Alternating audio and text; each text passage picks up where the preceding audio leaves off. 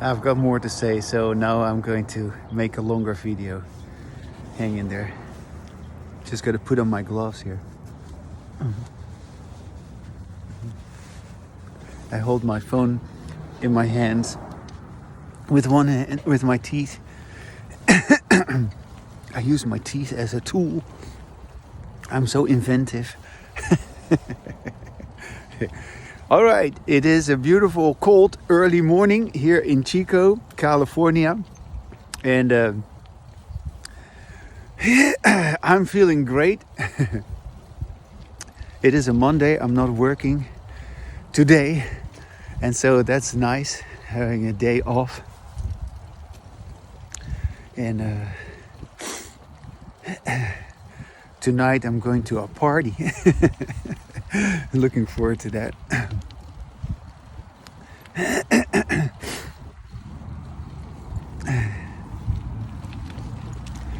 Here, this is where I live. You see, there's frost on the grass. It's all whitish and frozen.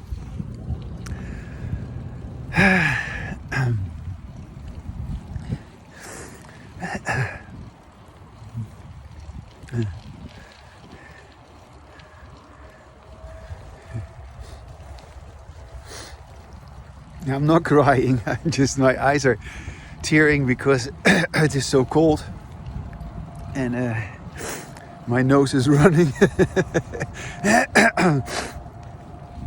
But what can you do?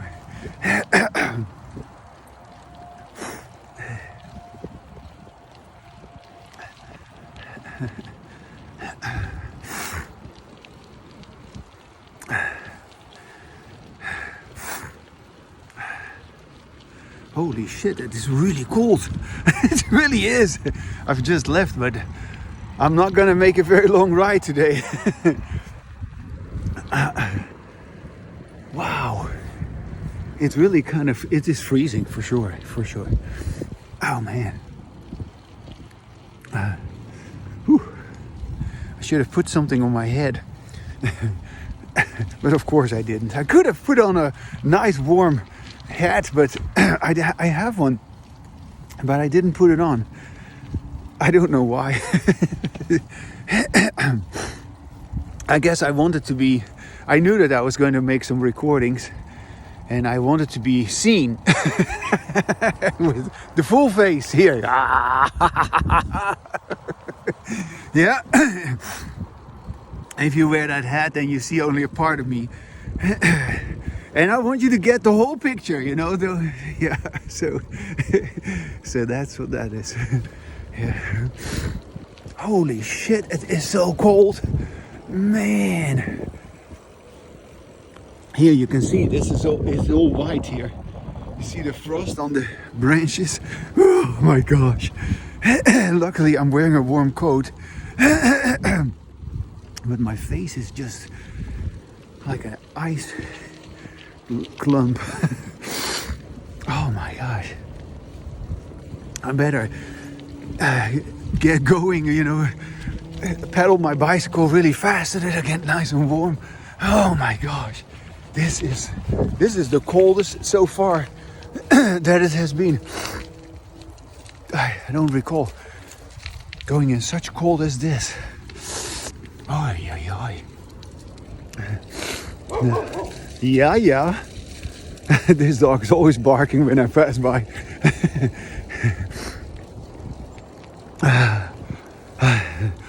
Oy, oy, oy. Oh, my cheek bones, they are saying like, oh man. Oh, this is freezing cold.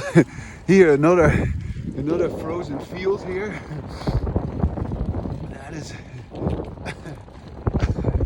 now. I just gotta get back home as soon as possible. Holy shit.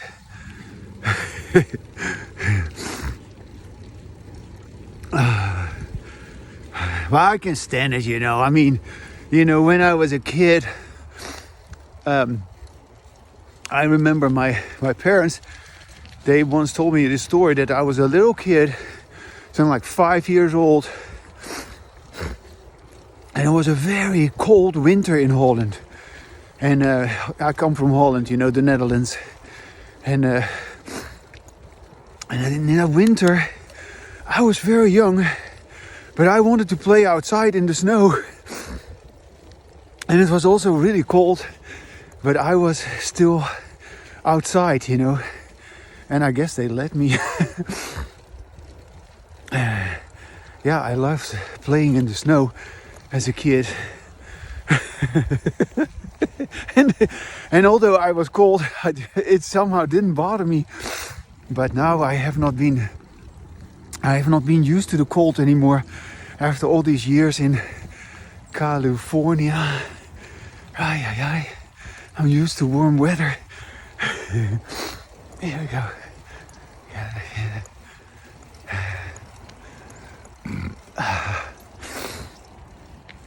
Well, it's still pretty good recording, saying important things. Oh, here the sun is coming up. Yeah, bye. I'm going home. I'm going home real soon. Oh my gosh. This is too cold to be out. Even my fingers in my gloves, they are freezing.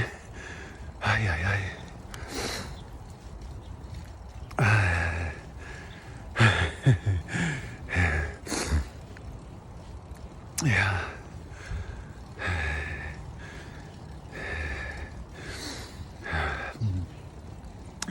Yeah. Well, you know, I have in the past emphasized the importance of that there are certain things at some point you just gotta stop talking about it. Yeah, you gotta, and especially once you've said them to yourself and you know you've said them, then yeah, it's a moot point. And so, but it is of course true also, yeah, that situations occur and everybody is triggered into reactions. And then these old patterns, they reappear again. That happens to everyone. And yeah, even though we supposedly decide, I shouldn't do this, you shouldn't do that, you still do it. And at some point, hopefully, yeah, we say we've learned our lesson, but it doesn't work like that. You know, it is really a matter of whether you have talked out loud with yourself sufficiently so that it stops. And then after you have stopped, I mean, I've stopped so much. And that doesn't mean that it is never triggered anymore. I mean, it does occasionally happen, but not a whole lot. Certainly not as much as in the past, and certainly so little that I feel extremely good about it. But that being said, literally, I should say, in as much as it is important to recognize that there are things that you just don't want to talk about and you shouldn't talk about, it's also very, very important to recognize that there are things which you want to talk about and which you should talk about. And if you don't, yeah, you're missing out on the most important part of your life. Okay? And yeah, it is always something that you somehow feel not good about, or that you something that's bothered you for a long time. But you gotta get to it. You gotta get to it, and you gotta speak. Not truth to power. That's just pure nonsense. Truth to power. What the hell is that? Screaming at a closed door or whatever. You know, that you are basically, I don't know, getting in a confrontation with somebody. That's possible. I mean, there's nothing wrong with it, but I'm not into speaking truth to power. Although occasionally I will lash out at people, but I'm not, for the most part, into it, you know. It's not my thing. I'm into having embodied language, yes. And speaking truth to power is just disembodied language against other disembodied language. That's what that is. And if you don't get it, yeah, then you're just stupid. So no, when you speak about something that truly bothers you, and you haven't been able to figure it out, you haven't been able to deal with it, you haven't been able to change yourself, you haven't been able to prevent yourself from not feeling troubled by the way you've always been troubled by it. Okay, that is absolutely necessary for you to get to it, and to get to it as soon as possible, and to get to it in the way that you can get to it. So if it means that, yeah, I don't know, let's say for instance a person is failing, okay, in doing something, I don't know, let's say for instance a relationship failure in relationship, yeah, failure to maintain a relationship, failure to be accepted or whatever, failure to fit in. That's a big one, right? And let's say for instance you haven't been able to come to terms with your problem, which is having to do with the lack of social acceptance. That's a very common thing for people to have that. And it drags on. And how are you going to talk about it? How are you going to deal with it? When are you going to talk about it? With yourself, head on, yeah, as it is. Well, that's what I'm talking about. And that's important.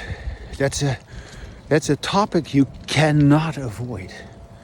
Yeah, you have to get to it. And if you don't, yeah, okay, you're forsaking yourself. I don't forsake myself, and I've had that problem. Yeah, I don't have that problem anymore, but I've had it, and I felt so disappointed in others, and so frustrated. So, yeah. So, what else? I'm looking for the right word here.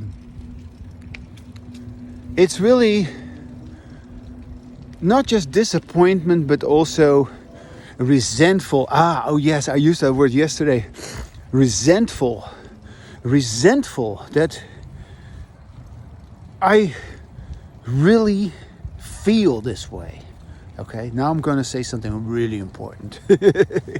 Yeah, I really resent the fact that people don't engage in embodied language. I do.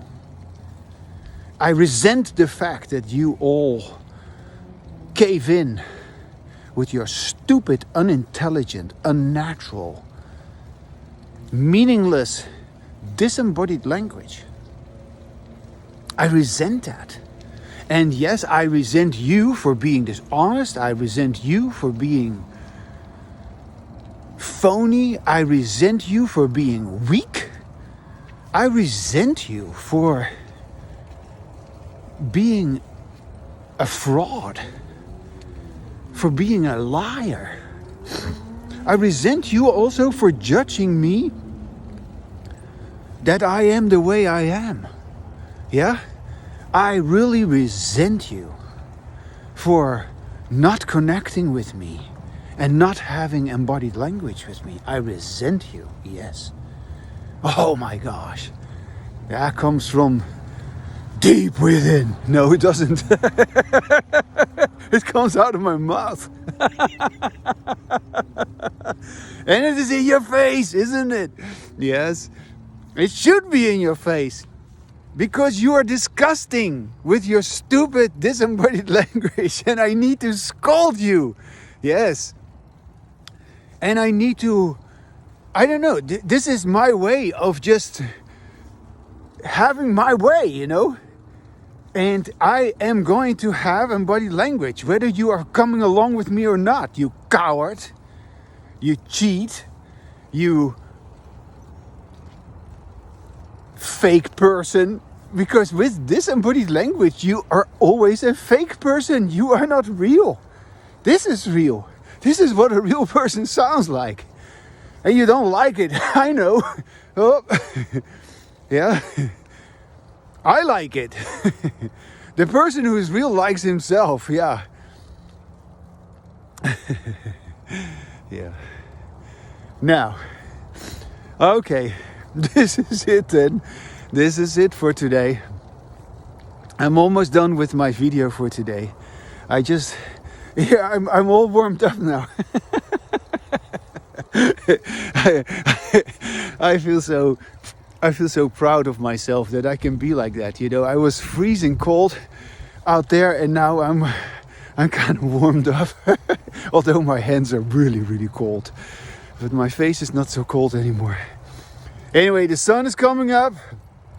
It's going to be a wonderful day, and I still hope against hope.